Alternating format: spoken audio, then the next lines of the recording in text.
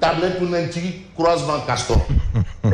man maa yoroon ci mukaay. toj naa ak glace ak ndoxu coco. mais tu sais de quoi je parle tu connais coco. oui ça c'est vrai. waaw suul naa glace foofu ñaari tali. partout voilà.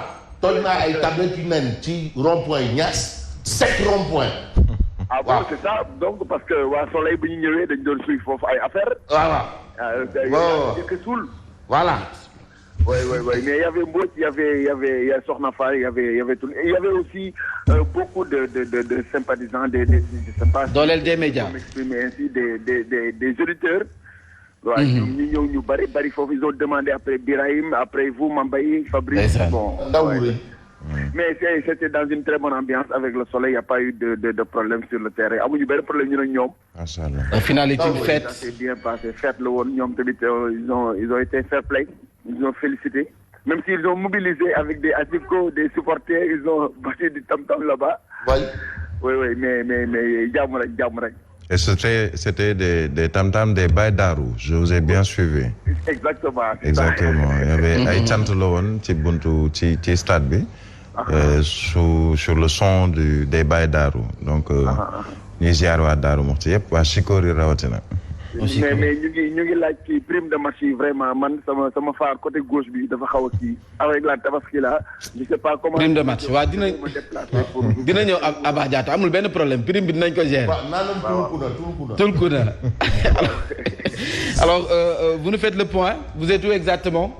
Voilà, merci beaucoup. L'actu du trafic urbain, c'est sur Zik FM et sur la Sen TV en route vers Dakarou. Garning Sankarek, rond-point Sekapa, hôtel Dakarou. Pas trop de complications à ce niveau. Garning aussi du côté de Postiaro. Il faut aussi, il y a quelques ralentissements. Au niveau de Tableton aussi, il faut il y a des travaux en cours. Il y a accès boblé, travaux de canalisation. Montarbadia essentiel de ralentir. Autres travaux sur la nationale.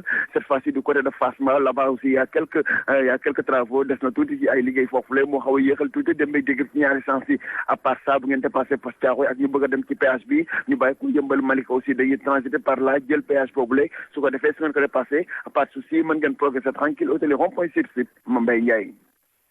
Trafic News.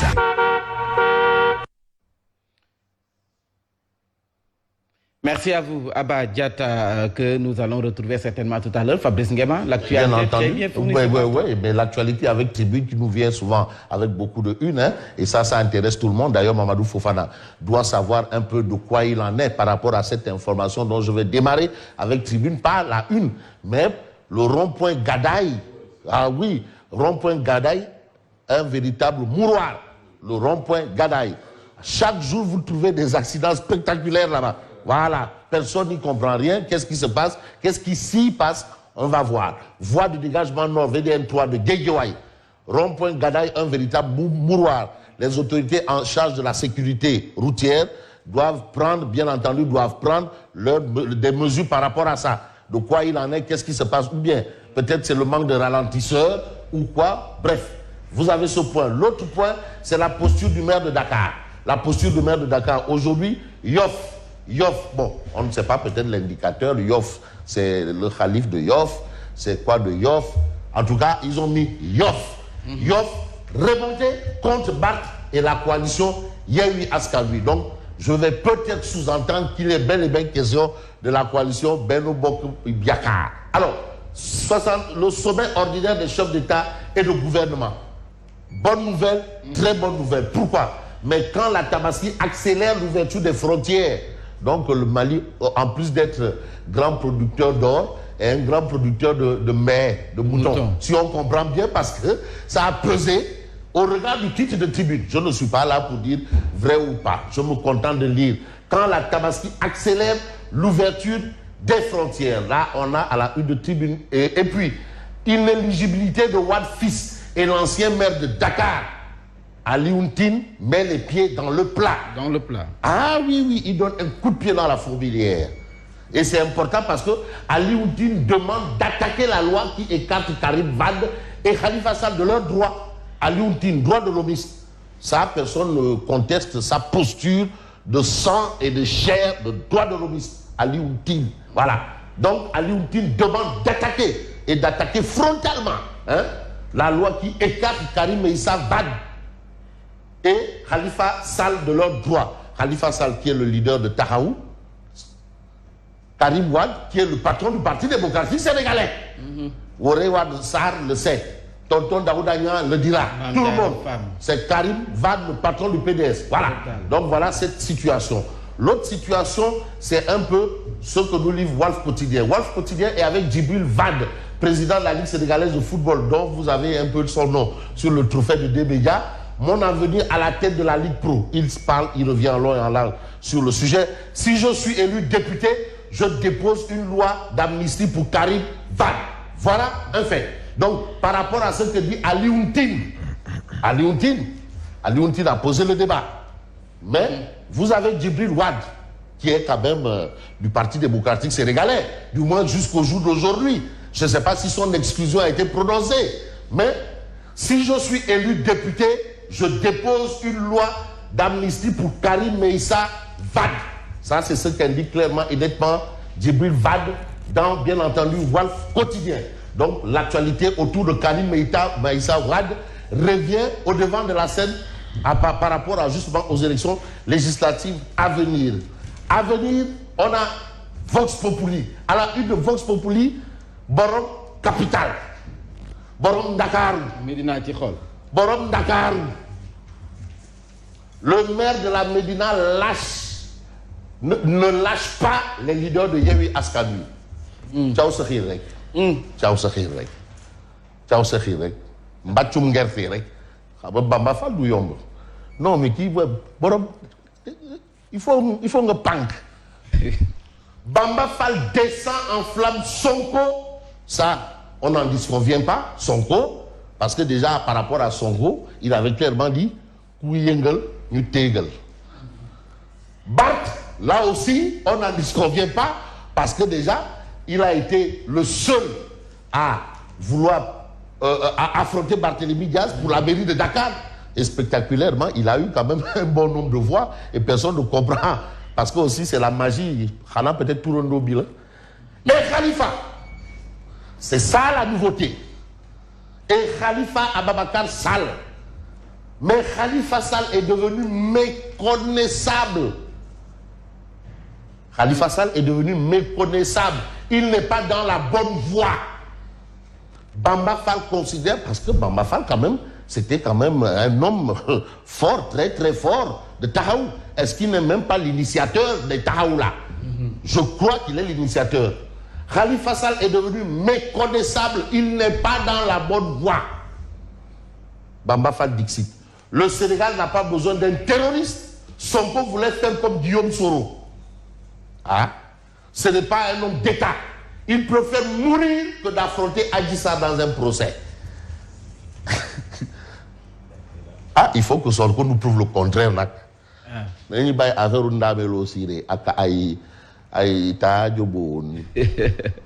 Procès. Il préfère mourir que d'affronter Adji Sarr dans un procès. Est-ce vrai? En tout cas, voilà Bamba Fall. Sonko, un anti-système entouré des gens du système, c'est délit d'une manière honteuse. À la ville de Dakar, c'est n'importe quoi. La gestion de Barthélémy Diaz est trop nébuleuse. Ndeketeyo, l'argent qu'il donne là, les Johnny qu'il envoie là. En tout cas, l'argent qu'il donne là, c'est l'argent laissé par Swam Vardini. C'est plus de 10 milliards. Swam, en partant, a laissé 10 milliards dans les caisses de la ville. Et c'est ça que Barthélémy Diaz gère. L'argent qu'il est en train de dilapider, c'est l'argent que Swam Vardini a laissé dans les comptes de la ville. C'est plus de 10 milliards. Je soutiendrai le président Macky Sall pour un deuxième quinquennat. Bambaki Assim. Oui. L'imam Ratib Mohamed Moustapha Diagne et compagnie alerte. Les luttes d'opposition ont infesté l'arène politique. Avec des gens au profil psychologiquement très lourd. Face à cet ensauvagement de la vie politique, les chefs de file du GRAF, dont il en est le patron, envisagent de changer le débat. Donc il faut changer le débat politique. Tout le monde est d'accord avec ça. Vraiment, à un moment, on allait trop bas.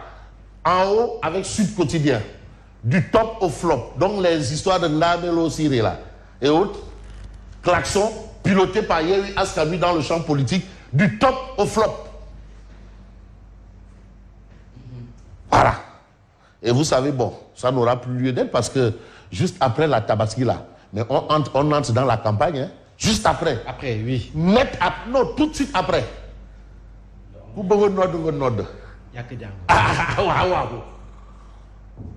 Bon, je vais peut-être voir le soleil qui parle de soulagement sur l'axe Dakar-Bamako. Et vous avez le quotidien qui est avec le président du Casa Sport, l'absence de Sonko au stade, il l'explique. Les clés de la réussite du Casa, il l'explique. Les académies de foot sénégalais, il l'explique. Mais j'espère que le quotidien sportif du groupe des médias est revenu sur notre Ndam Rek. Saccage du lycée Ousmane Sembène de Yoff, le film de l'indiscipline. Ça aussi, c'est un fait assez particulier. Et la grosse bizarrerie, c'est quoi? Voilà un gosse qui a 18 ans et qui est en classe de 4e. 18 ans en 4e. Redouble. Mais non, attention, il a 18 ans en 4e, 18 ans. 18 ans. 18 ans en 4e et c'est lui qui amène tout ça.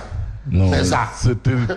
Non, voilà pourquoi le ministre a parlé, l'a qualifié de monstre. Lui-même, il ne fait pas. Ses collègues sont en train de préparer le baccalauréat. Ou à l'université. Ou à l'université. Oui, lui. Ou à l'université et lui, il est là en 4e en train de s'engager. Il n'a même pas le. Non.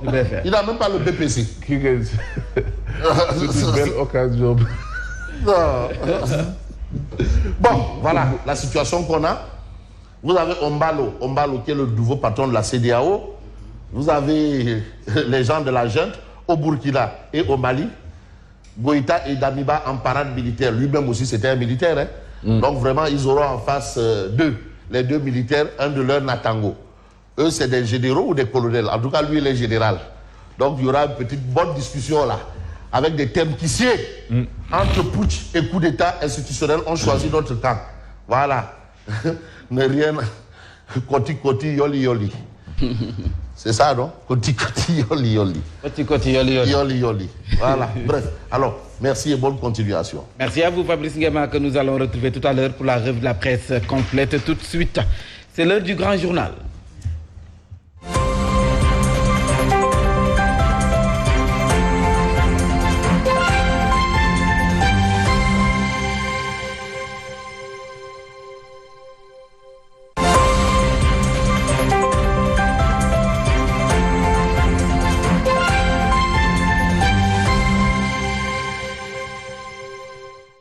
Cette passée de 5 minutes, si vous venez de nous prendre en cours, sachez que vous suivez la matinale sur Zik FM, Sen TV l'officiel. Et c'est